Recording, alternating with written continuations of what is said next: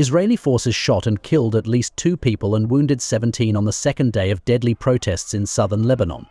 This came as residents displaced by the 14-month war between Israel and Hezbollah attempted to return to villages where Israeli soldiers remain. Under a United States brokered ceasefire on November 27th, Israeli forces were to withdraw from southern Lebanon and Hezbollah was to move north by January 26th. While the Lebanese army and United Nations peacekeepers had already deployed in several villages before the deadline, Israeli forces remain in more than a dozen villages. The US and Lebanon announced on Sunday that the deadline to meet the ceasefire terms had been extended to February 18th, following which, protests resumed on Monday, particularly in eastern and southern border villages, where residents again attempted to return home.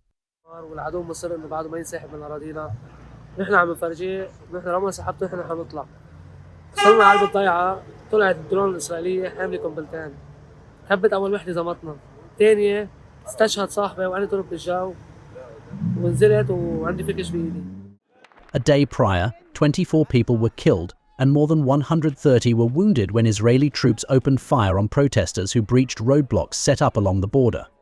Mourners carrying Hezbollah flags and chanting slogans took part in the funeral of 3 Lebanese killed by Israeli forces along the border. Both sides have traded accusations for delays in the implementation of the deal.